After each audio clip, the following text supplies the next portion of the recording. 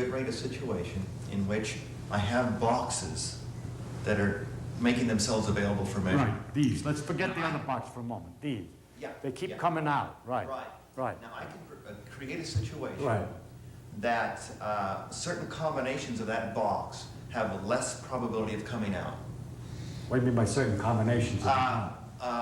Those boxes in which They're only the okay, red I ones. can make it so that only a third of the time you'll get red out of door number 1, and Why don't- two-thirds of the time. Why don't we make it easy? Green. We always get red out of hole number 1. Does that satisfy?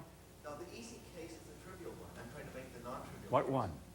And that is where I can put a bias on what the measurements are going Yes. to result, Right. without ever having made a measurement.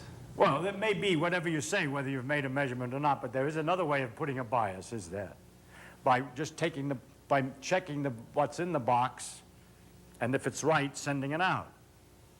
That's equivalent. It's equivalent because the forces which are making the separations are equivalent to. But the point I'm trying to make is you don't have to do that. Okay, yeah. And if you don't do that, then you But cannot. what do you do, you see? And it's a little, we get into some complications as to how we do that with these boxes. Certain kind of polarizing filters, or filters over. All right, yes, you can load the boxes with some particular prejudice, yes. But it's very much equivalent. Your filters are equivalent to my taking boxes and checking something about the, just a minute, checking something about the, I didn't say push a button, checking something about the boxes and letting them through if they were okay. But that process is not one in which a measurement is made. Whatever. And that's the point I'm raising. No, is it's that not, it's the equivalent, it's equivalent. A measurement could have been made without any further disturbance. But it's only when a measurement actually is made that you can attribute what happens to the fact that there was a jiggle took place.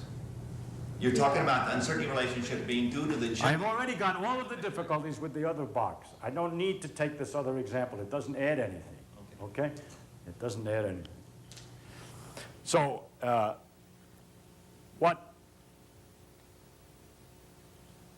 way of speaking would be to say, one of the things is either, I see what you want to say. I know what you're trying to say, which will make more clear when I take the case of two boxes.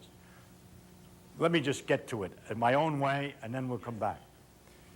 The original, one way of thinking about the uncertainty principle, which I made, which is less subtle than the regular way of describing it, was to say that if we tried to imagine that there was such a thing as the red, green, green, if we pushed a button on one of these things to determine it, it has to change the other one. And it's like that. If we imagine that a particle had a position and a momentum, then if we measure one, we have to disturb the other.